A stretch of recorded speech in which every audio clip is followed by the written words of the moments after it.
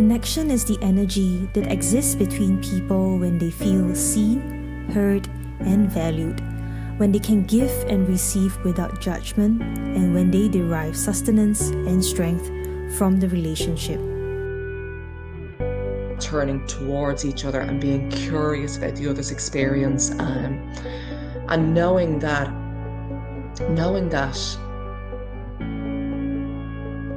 we are able to connect.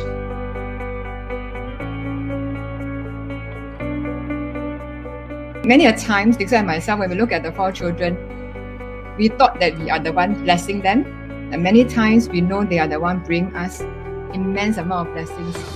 如果你还那么坚持、那么执着，为了这些事情而闹得面红耳赤，那也还真的是对不起大家，也对不起自己了。就我觉得不值得啊，值得啊，对啊，就好好的珍惜这段可以当一家人的这个缘分。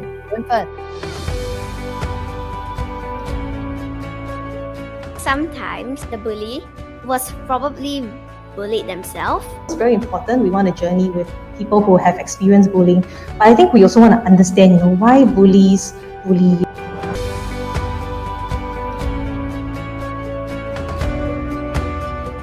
I kind of moved away from a traditional mindset to kind of run my own business now. It's fully attributed to whatever my dad has done in my young age.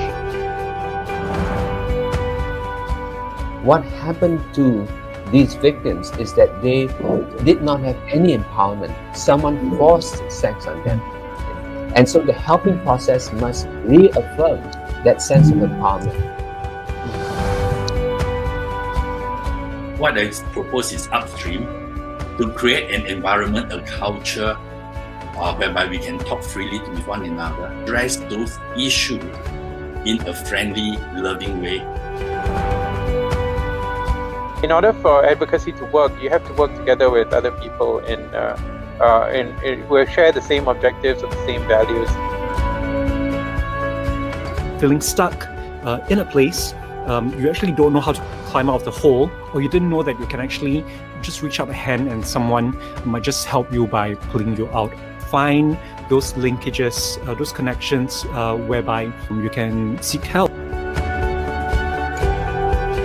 Something was taken out of you, and until you address that vulnerability in a single safe space, only then could the colors be brought back into the worlds that you live in.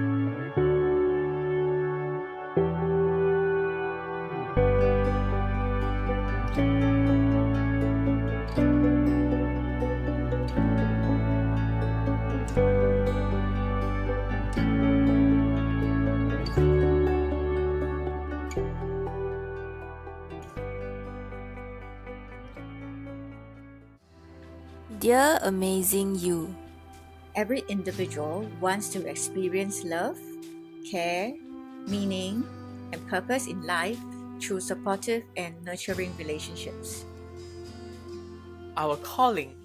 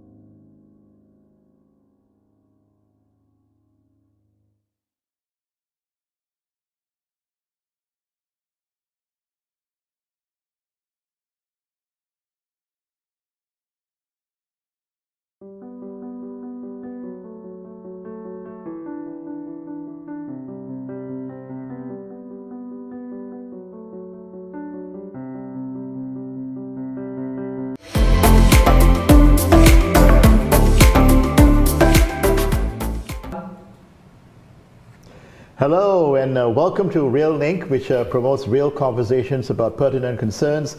REALink is a virtual conversation series where we'll be engaging our special guests and you, of course, and together we hope to explore various topics that matter in our society. The theme for this year, 2021, Rebuilding the Community, where we seek to reconnect with communities that have been adversely affected by societal issues, exploring what has and can be done to break the cycle of hurt. Now, REALink is also a campaign to raise funds to support the work that is being done by the Lutheran Community Care Services, simply known as LCCS. And as a non-profit social service agency, LCCS has been actively engaging and empowering individuals and families to build and sustain relationships.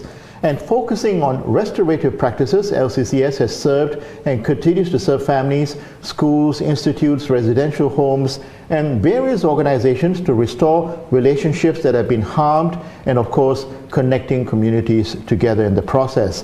LCCS is a full member of the National Council of Social Service and has been accorded Institution of a Public Character status. I'm Augustine Atwan, and it's both my pleasure and privilege to be your host and moderator for the REALink Conversation Series, an online fundraising campaign alongside the speakers who will be sharing today. With us today is Andrew Ong, co-founder of Break The CycleSg, and Leonard Ng, counselor and consultant at LCCS. And of course, we're coming to you live from the LCCS studios here in Singapore. Thank you so much for being here with us on the REALink Virtual Conversation Series. You may not realize it, but today is actually the 5th in our series, and it's titled, Can More Be Done for Reintegration of Former Offenders? Now, every fortnight on a Friday like this, we've been featuring local and international speakers who will share their perspectives on a range of topics, and this series, which kicked off in June, will go all the way till November. And here at LCCS, we firmly believe in creating a safe and meaningful space for our speakers to talk about what matters, which is why we'd like you to stay connected with LCCS, with one another, and of course, most certainly, we'd also like to involve you in today's panel discussion. So do take a moment to write your comments and questions in the comments below. You're familiar with the icon, and also we'd like to seek your kind-hearted donation. Please use the QR code at the bottom of the screen as well as in the comments section. You'll be glad to know that your donation will be eligible for a one-for-one matching, as REALink is part of the Tote Board Enhanced fundraising program. Every contribution above $10 eligible for a 250% tax deduction. Now, having shared that with you, without further ado, let's kick off our 5th session of the REALink Conversation Series. I'd like to welcome Andrew. Hi. Andrew, in 2020, you co-founded Break The CycleSg, which is, from what I understand, a ground-up initiative that supports ex-offenders to break the cycle of recidivism, which for our viewers is basically to help ex-offenders achieve positive life goals through the very cycle that you are so proud of, right? Now, of course, we would all like to know, why did you do this? What motivated you to get onto this project? Okay, sure. Before I begin, first and foremost, really want to thank LCCS, Leonard and Augustine for inviting me here. And of course, very good evening to those who are tuning in. Please support LCCS. Please donate, okay? That's what we are here for. Okay, so my name is Andrew and I'm 43 this year. I'm very happily married, and Break The Cycle is a ground-up, or if you like, a interest group. So it does not fit me. So what I do for a living, I'm assistant director with NGO, and I am an ex-offender. Not ashamed to say that. I am an ex-offender. So about 20 years ago, during my teens, I dropped out from school. What happened was I joined a gang, and that subsequently led me into committing a couple of offences. And one of the most serious offences got me in prison for 30 months and 5 strokes of a cane. That was for a gang-related fight, right? But I was thankful that I won my appeal. So my sentence from 30 months was reduced to 9 months, and the 5 strokes of the cane was also removed. Later on, I re-offended again during my reservist about 3 years later for insubordination. So during my reservist, I was sentenced to 2 weeks in detention barracks. when I came out, I continued my wayward lifestyle. I was abusing and using drugs. What woke me up was when I overdosed. So when I overdosed, I was about 21 years old, and I decided enough was enough. I didn't like the person that I had become, and the life that I was leading. So what happened was, I decided that, okay, no more blaming others, because at that point of time, throughout my life growing up, I was blaming everybody I could blame for my circumstances, whether it's my parents, whether it's government, whether it's people that I knew. But I decided that all the choices, the decisions and mistakes that I made, I would take ownership for it. I decided that I needed to change the direction of my life. So that began as the team suggests about rebuilding the community, right? So we are talking about rebuilding lives. That was when I started on this personal journey of rebuilding my own life. And I'm very glad to say that after more than 20 years, I'm still learning and growing, and I'm still looking to be a better version of myself. So to your question, Augustine, about the motivation, right? What started Break the Cycle? So ever since, I have been on this rebuilding project, I always have been mindful of my roots, not forgetting where I come from, the difficulties and all that.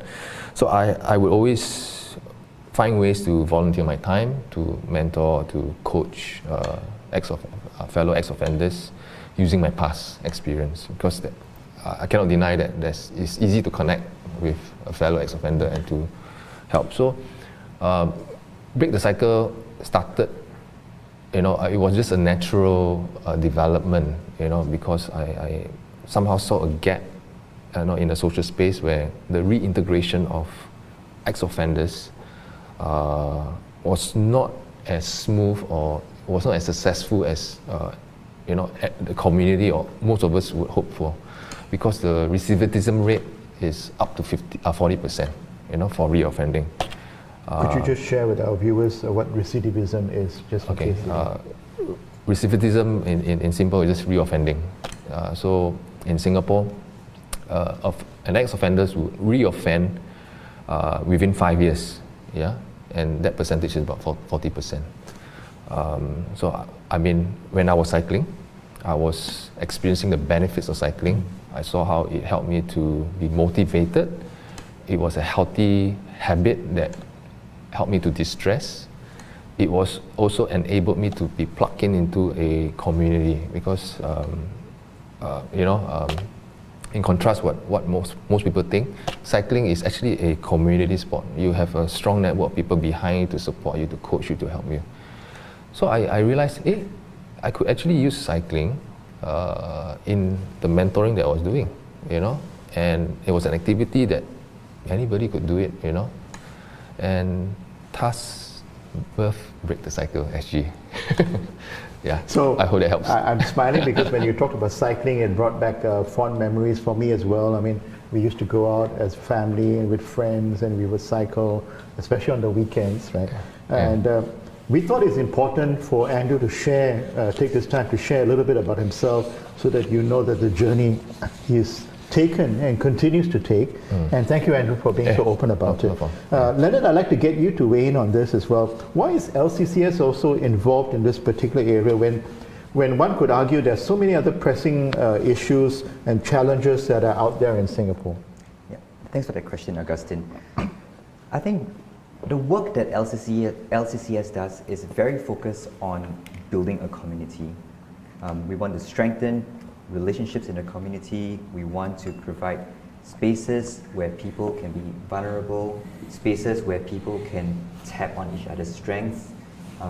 And that idea of a community tends to be very weak when it comes to ex-offenders, when it comes to people who are struggling with life, people who are struggling with negative behaviors. We found that that was where the lack of community and the lack of support is for them. And so with that, I think we really want to focus on the idea of how we can strengthen the community for these people. Maybe they may not have it in their own abilities or capabilities to be able to reach out to other networks of support, other care, even families. Sometimes they come from struggling families as well. Sometimes the families are not necessarily struggling, not necessarily broken, but it's just that lack of that opportunity to connect with each other. And so that's where we want to come in to really try to foster this building of connections for people who are struggling in that space. That's the whole mantra of LCCS, right? That safe space. Yes, for them. exactly, relationships. Yeah, so it's wonderful that we sort of set the ground and we'll push on. I call this first part of our discussion re-entry. It's like a rocket that went out to space and then coming back into Earth's atmosphere. But listen to this. The reason it's called re-entry is because it's helping you, the ex-offender, to re-enter society successfully. And along with the ex-offenders are also family members and close friends and relatives, right? And not just come back into society and be just thrown out there and you fend for yourself and you're left on the streets. And sometimes, I'm not saying it's always, but sometimes when you're left on your own devices, things don't work out so well, as Andrew, you have so humbly shared yourself. Yeah. So I wanted to find out, public may not be aware, but there are re-entry centers across the island who are assisting offenders, ex-offenders who have been released from prison to sort of like complete their prison sentence, if possible, under community supervision. What are your thoughts about that, Andrew? Oh, I mean, definitely there are many centers like that out there, what we call halfway houses. However, they are just one part of the ecosystem. We have the prisons, we have different other players like East Coast, the Yellow Ribbon, and then community partners like Halfway House and also LCCS coming in. But the community at large also has a big part to play, because like for example, employers, colleagues of ex-offenders, friends of ex-offenders. So every piece has to come together. So you mentioned ecosystem, and that's definitely one of the areas we'll come back to it quite often in today's discussion. So if I went a little bit further, let me just paint a scenario for you. Say an individual who's in prison and serving a 7-year sentence, to gradually reintegrate this person back into society. What needs to happen in order for rehabilitation and reintegration to be most effective? Okay. Based on my knowledge, also my understanding, my experience, right, there are 4 stages of reintegration. 4 stages of what we call a true care approach. So the 4 stages is in care, pre-release. These 2 are usually inside prison, right? And then the third one would be the aftercare, where they usually would be in a halfway house, which you mentioned the centers. And the last one would be reintegration, right? So in order for all these 4 stages for the ex-offender to go through to be successfully reintegrated, there needs to be a seamless transition, right? The relationship, that's why LCCS, what they do with the RTC, the kids working with the prison, and having a relationship before they come out, of RTC is very important as an example of how that needs to be a seamless transition, because the relationship matters. But that is the emotional or social network. There are other parts as well, as skills training, for example. So what they learn in prison, if they are learning anything at all, you say 7 years, wow. And they come out, what skills do they have that are relevant? Well, I picked that number because I just wanted to get our viewers also to understand that is quite a long period of time. You're right. There's also the daily humdrum of living here, using your EasyLink card, SingPass now, everything mostly going on digitalized. Exactly. You come out after 7 years, you get lost. How are you going to apply for your HDB, rental? You need to create a SingPass. So sometimes when an inmate comes out, they are confronted with all these changes. Can be overwhelming. Yeah. And if they have no guidance, then they will go back to their old friends, stress, they start drinking, then one thing leads to another, they go back in again. Okay, you raised a couple of good points, but I just want to echo. So, in care, pre-release, aftercare, and reintegration, very important parts. Yeah. Let's delve deeper into this, and Leonard, please feel free to jump in anytime.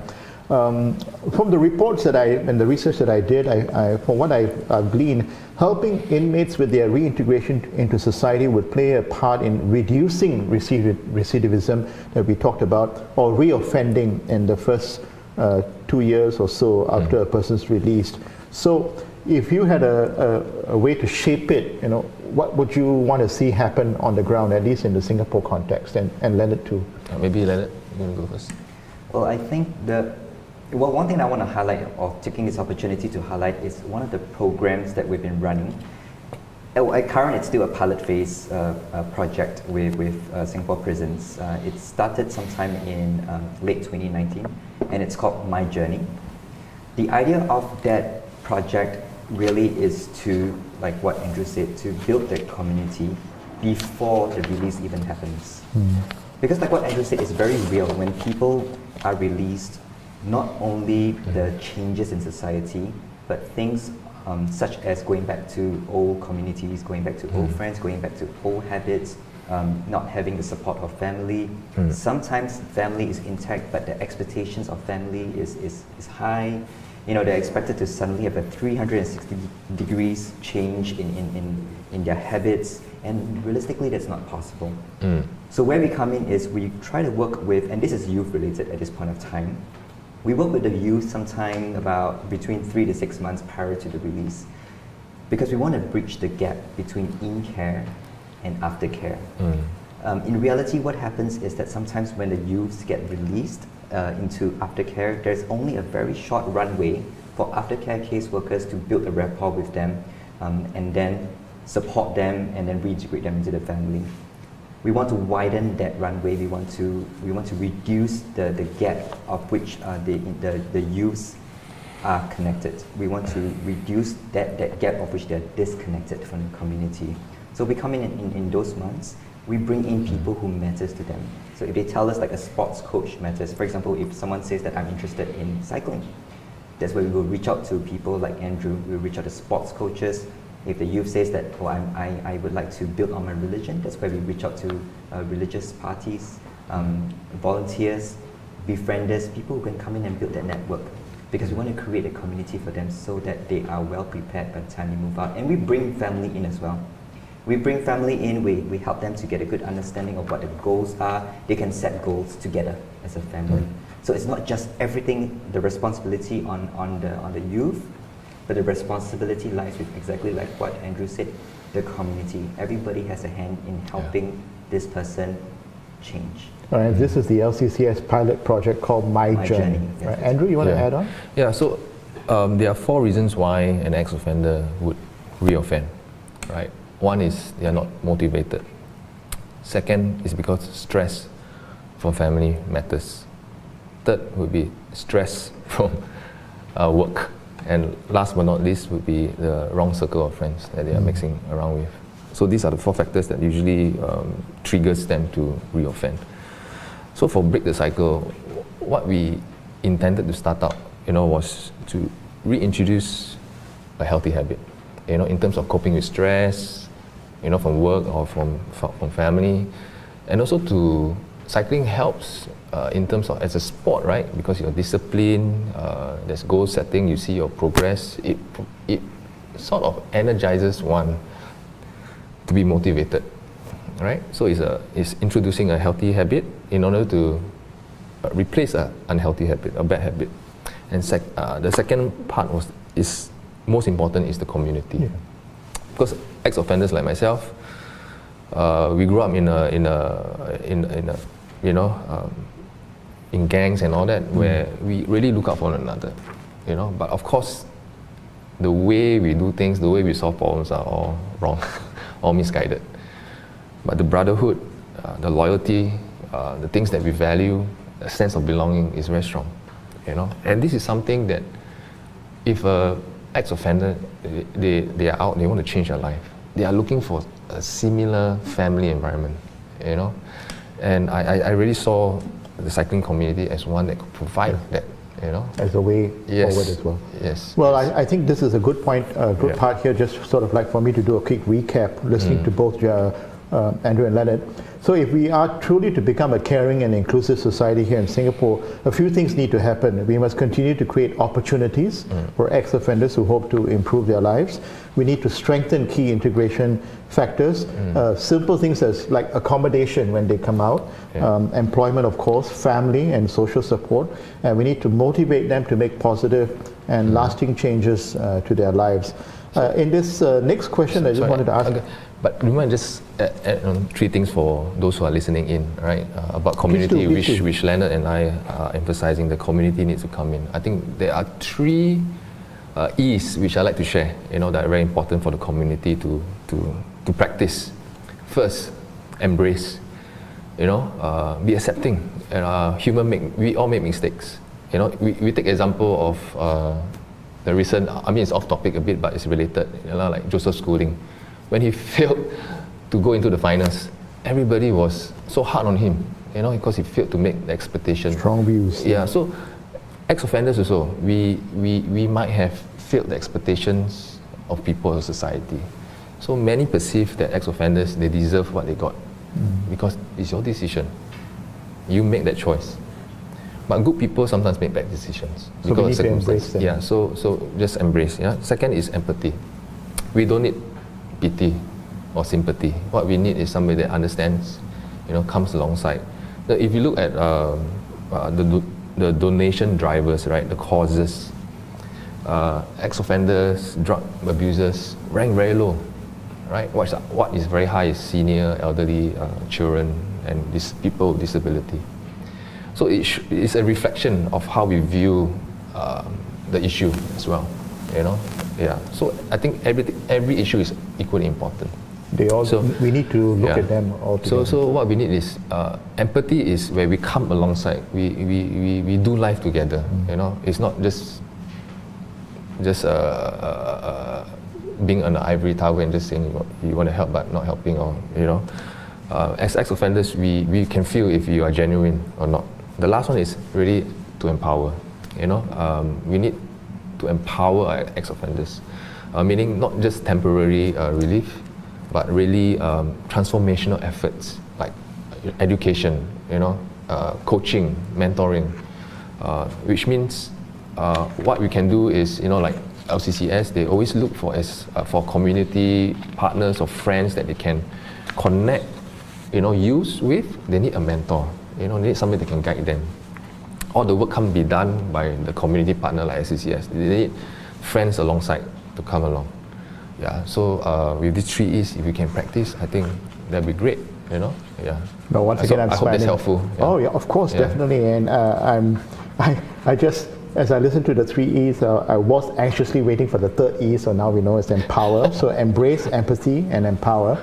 And there's so much research that I did on this topic about reintegration, and I'm sure you've heard the words to this song. I'm coming home, I've done my time, now I've got to know what is and isn't mine.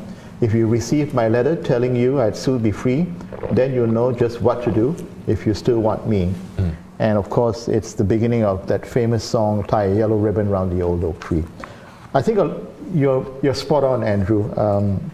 Having gone through the challenges yourself, about embrace, empathy, and empower. And I think that's a nice segue. We are fast approaching the midway point of our session. How do we set this is the next section, how do we set these women and men free? We've heard quite a bit in the first part of our session, but there is this notion about a self-imposed prison or a physical prison. But bottom line is, in order to set women and men free, what's central to the whole process is trust. As you said in that letter, people tend to care more about other people, the elderly and others, challenges, and drug offenders or ex-offenders is like, so kind of, okay, we'll come to it if we have time. So why is trust so hard, Leonard?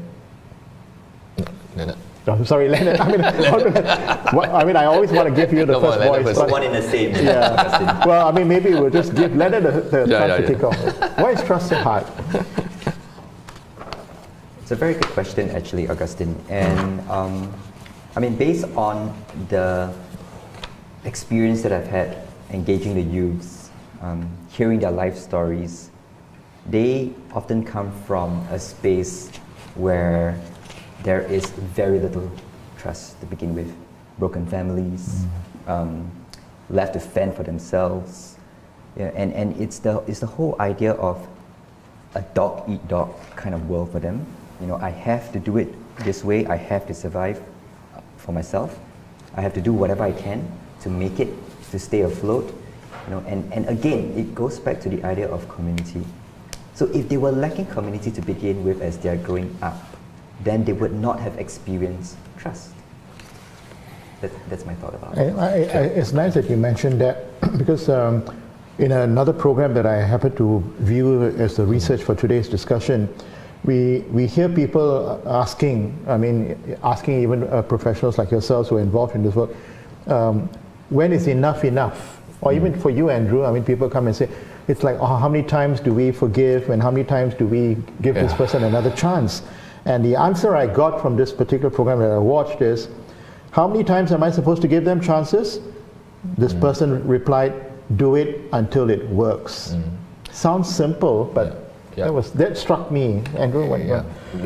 Maybe to give us perspective from the ex-offender, because you get from from authority or from the other party, right, to help. I think speaking to ex-offenders, trust needs to be earned also. Right, trust. We messed up. We disappoint people as well. Although authorities or people figures that we rely on failed us. So we should not, as I mentioned, we should take responsibility for our actions and not use them. So I would recommend this acronym, which I use for myself. You need a PhD. You need a PhD for ex-offenders. I'm not talking about the paper or permanent head damage. What you need is positivity. You need humility and determination. Right? You want to build trust, you need a track record. Right? Positivity, you need to see long term. Right? Because there will be obstacles as you want to change your life. There will be difficulties. No doubt about it. So if you are not positive, you are always negative, blaming here, blaming there, and finding excuses, you will never be able to change, right? So we have to be positive, to see that and reframe that all these things that are happening is a lesson to learn, to take it in stride, not to give up. If let's say you fail an interview, which I have many interviews where I didn't get a job, I was rejected for whatever reasons. But I always go to the next. I would think to myself, okay, this is not the right employer for me. There will be a right employer who sees through my quality and my merits, and not my past. Yeah. So keep going, right? So second is humility. Sometimes when you want to change your life, you might need to make drastic choices. Like for me, I was working in nightlife, I was DJing, I was having my small business. But I knew I needed to change my environment. I needed to change the work that I did. But I didn't have any skill. I was a school dropout, as I mentioned. Right? So when I opened the papers for jobs, I didn't need to look at the Saturday one. Saturday usually is all the. I couldn't find anything there, man. Yeah, I just look at the new paper. Every day I look at logistics and F&B. And I went to the restaurant. I worked as a server. I started there again. I started ground up because I knew I was rebuilding my life. I just took it humbly and I enjoy my work there because I learned how I enjoy how I found my passion to serve people, and I use that job also, the flexibility of time, to start studying, educating, getting my academic pursuit.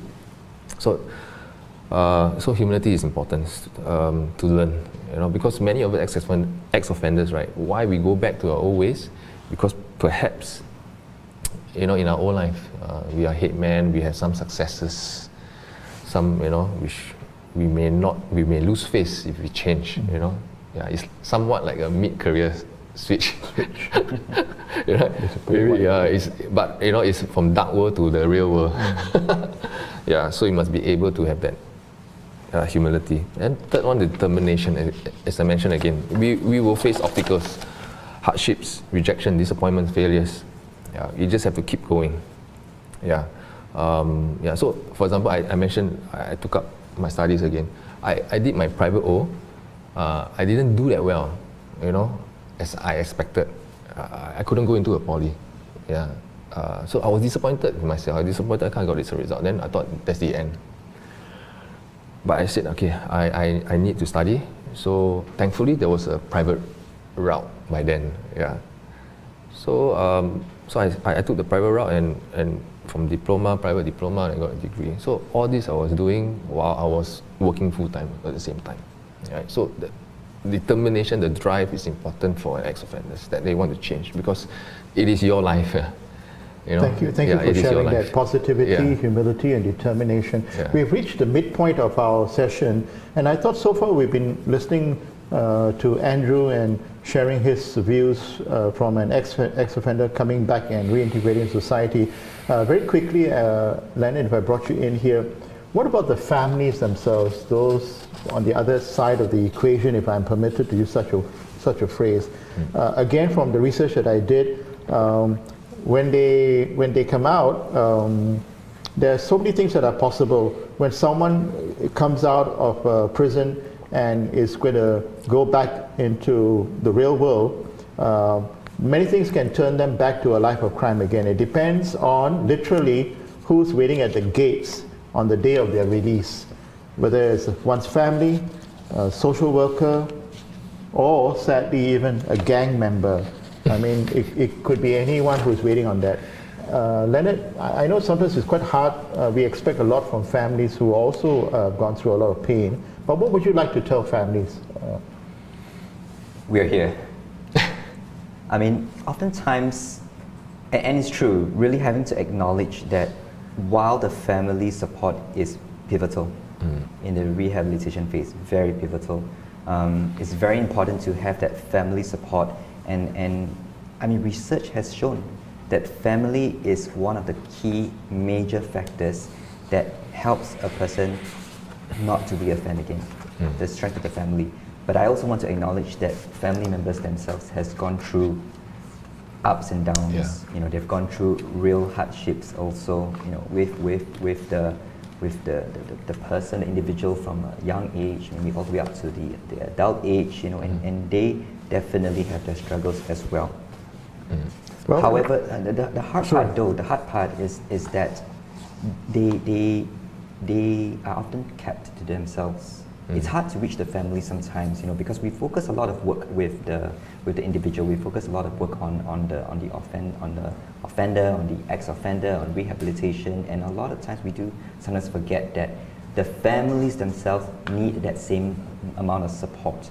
Well, I was about to ask you, why is it families sometimes are not seeking help? I mean, you beautifully said we are here to help, we are here, but why are families not coming forward? Is it because their own stigma, they're trying to come to terms with their own internal challenges as well?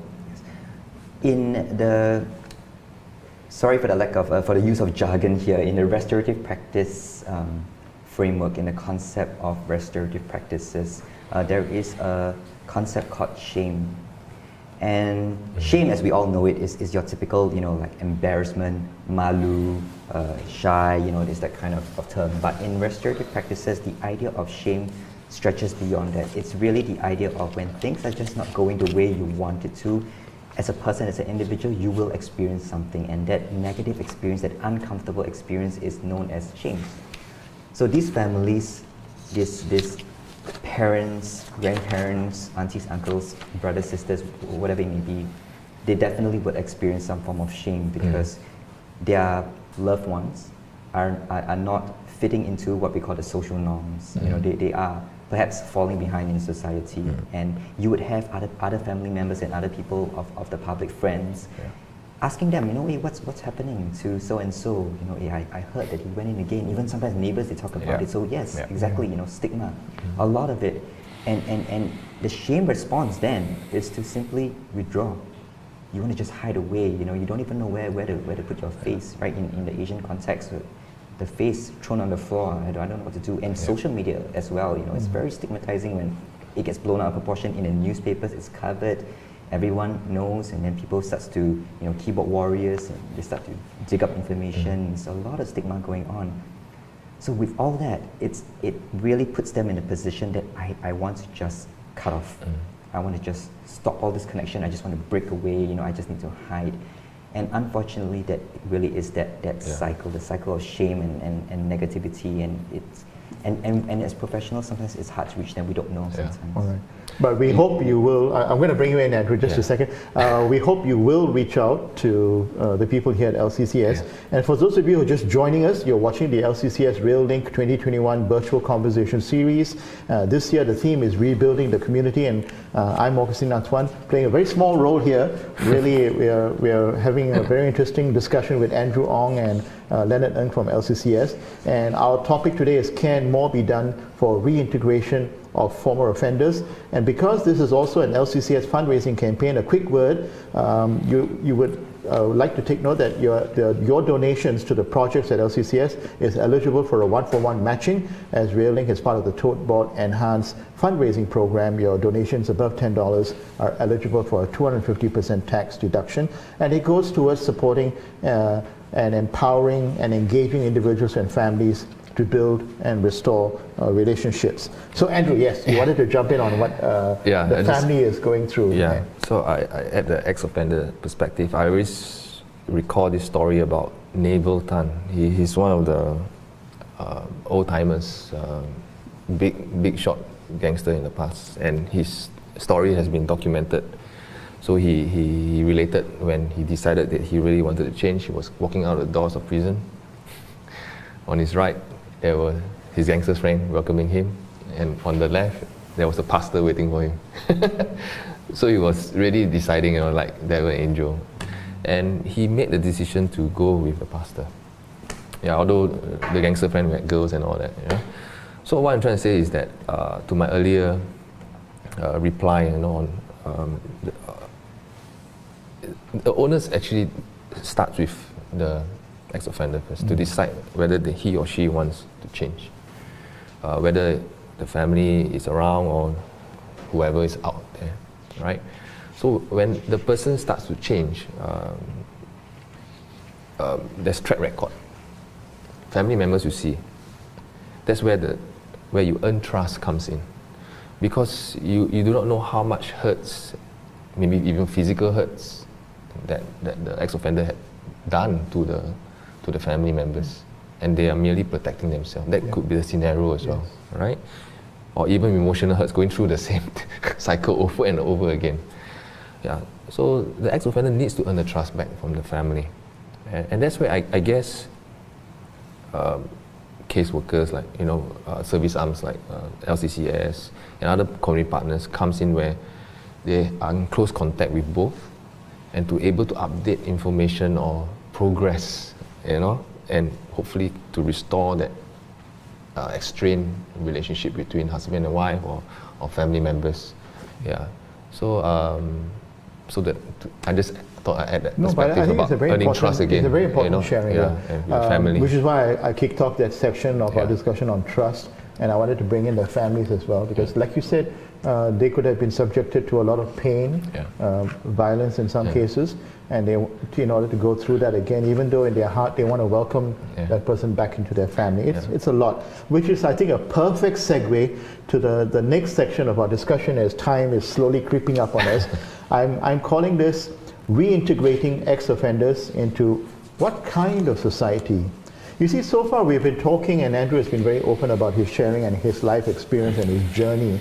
But what about you and me? What kind of society are we when we welcome ex-offenders back? And that's why this whole discussion today is what more can we do, right, in reintegration? So I did some research again, and I found out that, say, for example, Registration of Criminals Act was amended some time back, actually, in 2005, to allow those convicted of less serious crimes to have their record considered spent if they stayed clean. Please, gentlemen, correct me if I make a mistake. Stay clean for a 5-year period. That means, in most situations, they can lawfully say they have no criminal record when asked. But the reality is, ex-offenders say many potential employers still hold their past against them. Somehow or other it comes up. How does one move forward? Maybe I'll flip it now. Leonard, you want to jump in, and then I'll bring Andrew in. I think the issue with that really boils down to various SOPs related processes.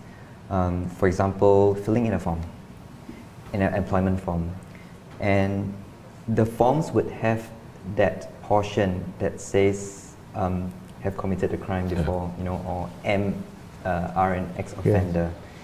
And even though the state has made changes, have organizations and private organizations or any organization for that matter made those changes? Are SOPs updated to support people coming from this background? So even though I may have my slate wiped clean, I look at that. If I were to not check that box, what would that mean for myself? I'm supposed to be a changed person, and then if I leave it out, I'm not being truthful to myself anymore. So you see, it's also that stigma that occurs on a simple piece of paper as well. I'm going to put you on the spot, Andrew. Is that the sort of challenge you faced as well? I mean, that led you to sort of like become an entrepreneur yourself? I mean, I'm just curious. Oh, okay. I'm not entrepreneur. Founder. Okay. Yeah. Never earn money, that one. Give money, that one.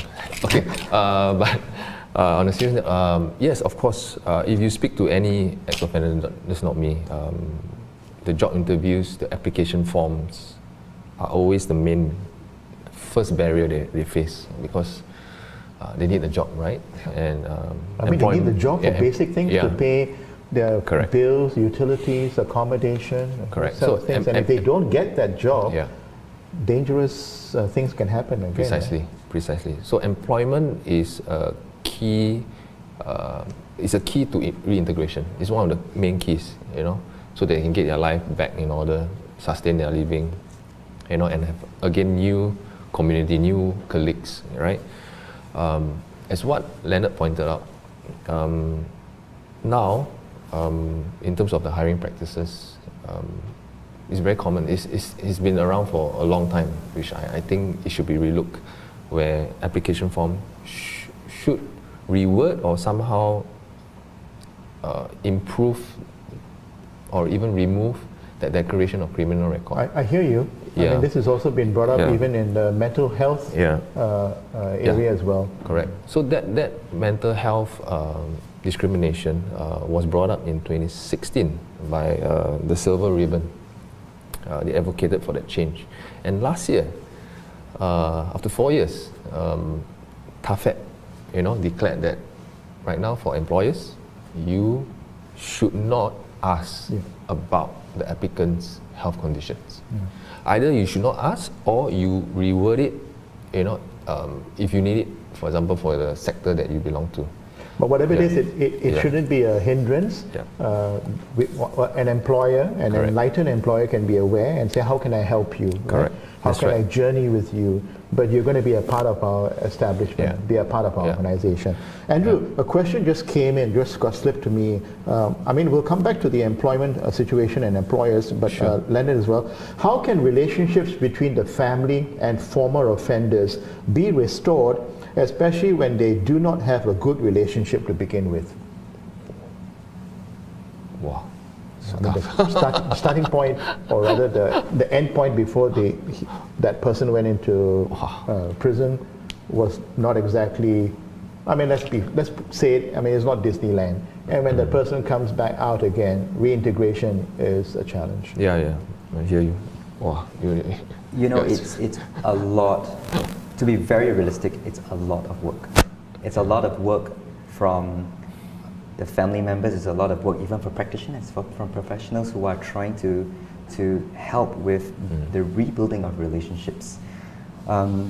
Maybe just a very quick story. So one of the cases that we are currently engaging in is actually a violence-related case. The boy currently is in the youth prison, and there's a lot really a lot of tensions, a lot of struggles in this family. The boy grew up in an environment where he gets belted. At a very young age of 11 years old, he was walking the streets because the way that the father would punish would be, get out of the house. You know, you don't belong here. So that's the kind of coping that he has learned. So when he finally reached his teens, which is now late teens, that learned behavior, he took it out on his parents. So he started beating his mom and his father, you know, in retaliation. He's big now, he's strong, right? So he does that. That's what I've learned. I'm going to give it back to you. And of course, he of course got into trouble for that, and because of the PPO status, he was sent to prisons for that. PPO is Personal Protection Order. Yes, correct. And we've been working this case for a whole long 2 years. And in this whole long 2 years, a lot of the engagement with the parents, the mom comes from a point of view whereby I really want my son to be back, but I'm so afraid of him. You know, I want him to be back, but I don't want him to be back because I'm afraid for my safety. The father, on the other hand, is saying, I think whatever I'm doing is okay. And I want him out, I want him back into the family, but I'm not really interested in addressing the violence issue. I'm more interested in, he's a boy, he's going to be the man of the family one day, and he's going to have to find work. So there is also the issue of the perspective of the family members as well. Anyway, there was a lot of back and forth with the mom and with the dad, a whole 2 years, but we finally got a breakthrough from the father just last month. He started to see things differently, and that was because the boy actually came out on probation twice, but kind of like failed that probation due to certain triggers within the family members, and then the officer, they recalled him back into prison. On the second time, we engaged the father and we asked him, do you see a pattern here? You know, what are the triggers? And he was able to say communication. And we acknowledged, we said, Dad, it seems that you really care for your boy, because even after 2 years, even after failing probation twice, he's still back in prison, but you are still here talking to us about, I want my boy out, I want him to work. How much does he matter to you? And the father said, he matters a lot, he's my only son. And then we got him to think about what is the behavior. And soon after he said, it's the communication. I probably need to change my communication. He actually got a conversation with my colleague just about 3 weeks back, and he said, I think we need to work on the communication. And for once in 2 years, the narrative, the conversations, the idea of the parent has changed. So I would say it's really a lot of work, and family members also have to take the effort to change. Yeah. I mean, if I can add from friends that I know, you know, in Break The Cycle, who are ex-offenders, I mean, what he shared, Leonard shared, was from a youth, you know, but many times those who are older might not have that fortunate to mend bridges, because they've been in and out of prison so many times until the parents also pass away. Yeah.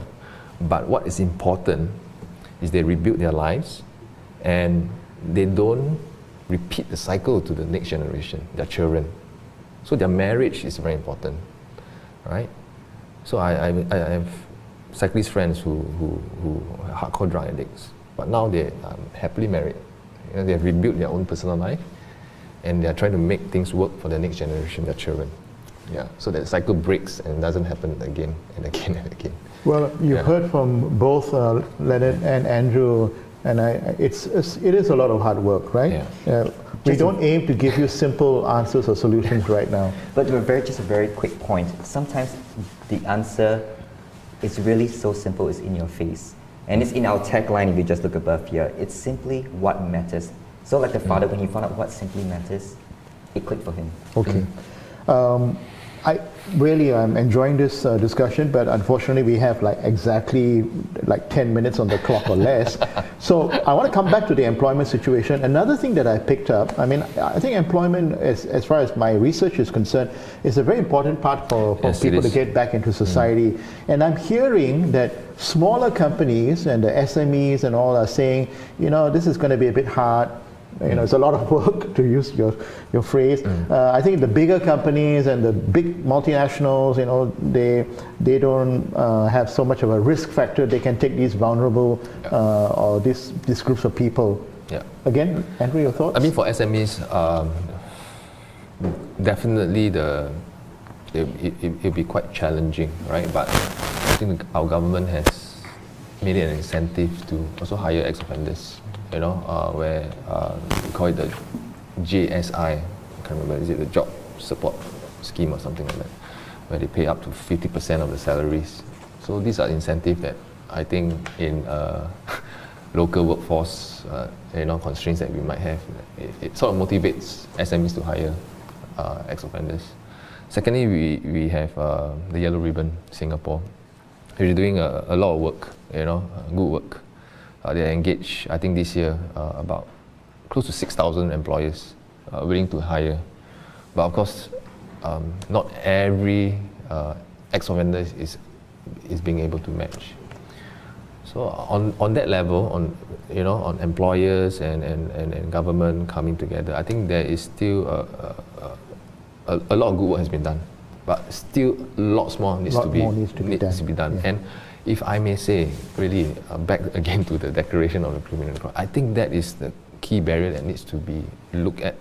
If TAFEP is listening in, someone on TAFEP, please, let's talk. Yeah, but really, I think because it's a fair point, because it's my final section on solutions and moving forward. So you feel that's an important area? Yeah, because if you speak to any ex-offender, they'll tell you that it's always been the barrier at the start. And I tell you, most of them say no. They will under-declare. They will under-declare. And how is that helpful, isn't it? Yeah, it's not helpful. It's not helpful at all. Although they get the job, right?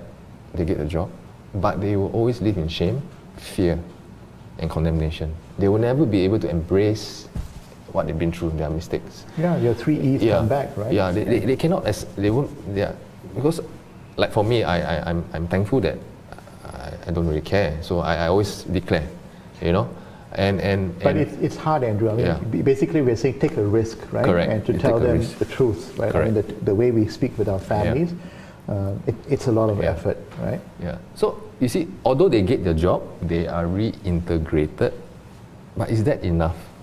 To me, that is not enough, because they are trying to blend in.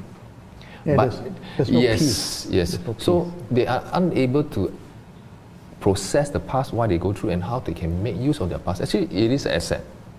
We need more ex-offenders coming out to be mentors, to help other ex-offenders. But if there is fear hanging, if I come out and tell my employer, hey, I am an ex-offender actually, but I under-declare, they are afraid that they lose their jobs. All right.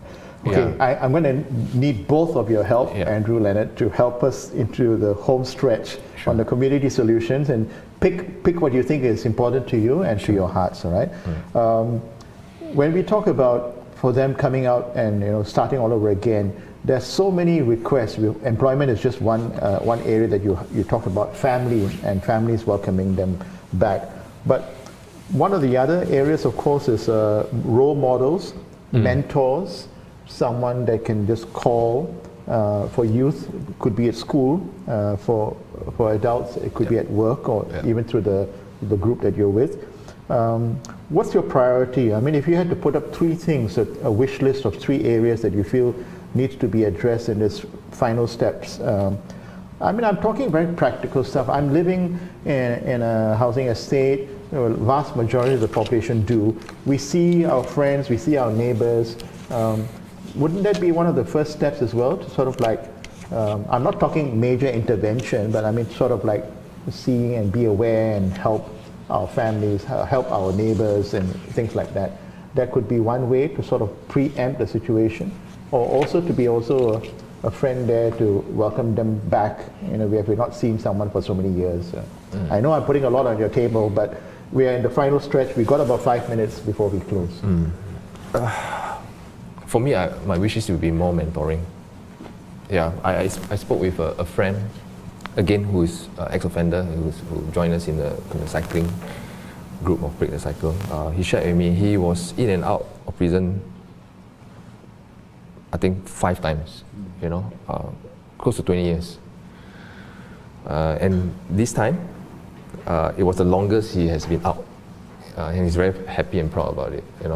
He's been out for 3 years, a couple of months. Usually he will go back in within a year. Yeah. So I asked him what made the difference.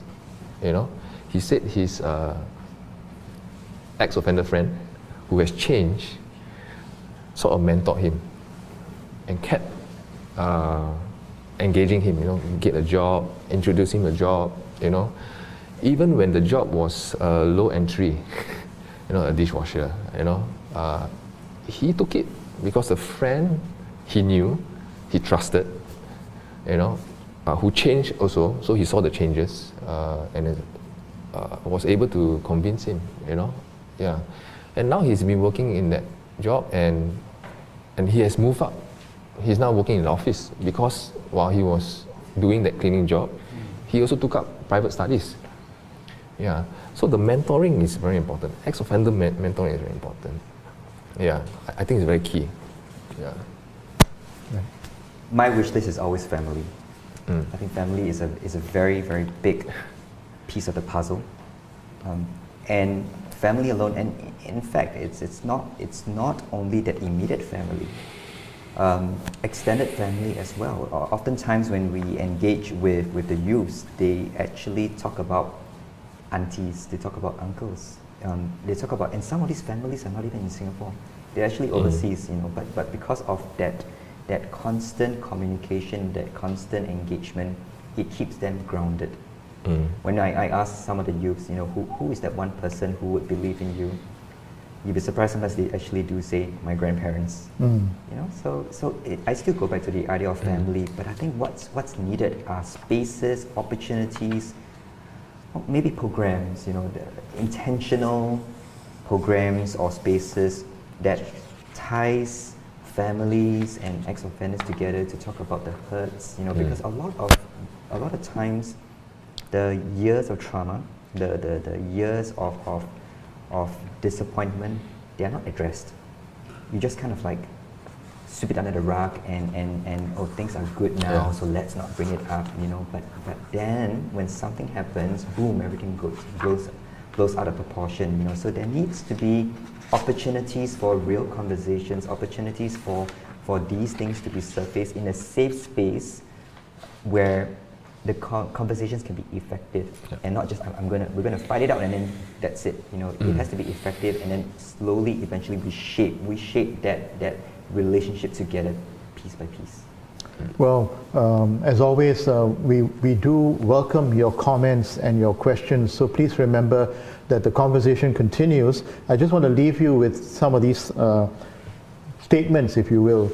Whether people are conscious or not, attitudes start with us when we send a message that certain individuals are always someone else's problem.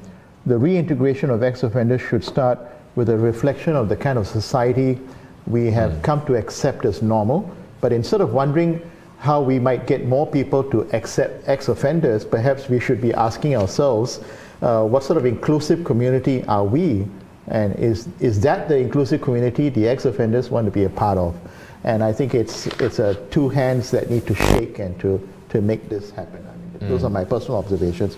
But Andrew, we have come to a part in our tradition. We have this little card that we would like to share with you. But of course, since Leonard is here, and Leonard, you want to add on to what this is all about? Okay.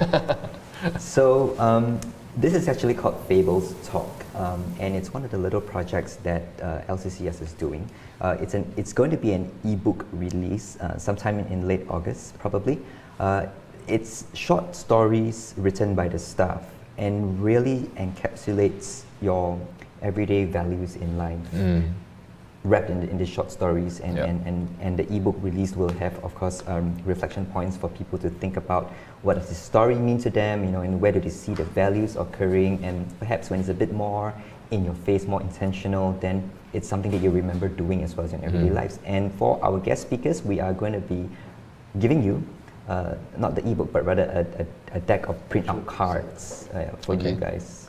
Nice. So look Thank you. It will be coming to you soon. Thank you. So my friends, it's already time's up on my clock at least. So please allow me to just do a quick closing. All I can say is our voices are louder together. I say again, our voices are louder together. You've actually heard some recommendations coming out of this discussion and even a wish list. We here at LCCS believe in second chances. The question is, do you? We sincerely hope you do. Are you one of those who believes in second chances? And if you are, then please start the process by communicating back to LCCS, contributing your time and your comments. And of course, please join me in thanking Andrew Ong for his sharing, and for Leonard, and of course for his participation as well. And do let us know what you think of our program. You can leave your comments on our chat room. And a final reminder, you can also support the entire project and work here by donating generously to the QR code that will appear on your screen and in your comment section. We'd like to draw your attention to our next REALink virtual conversation session happening on Friday, 20th August at 7:30 p.m. Our guest speaker is Professor Chandran Kokathas, and we'll be exploring the culture of cancelling. Until then, thank you so much, and from all of us here at the LCCS team and the production crew, we say, stay with us, the journey continues. I'm Augustine Atwan. Thank you for being with us here on the REALink Virtual Conversation Series. Bye for now. Bye-bye.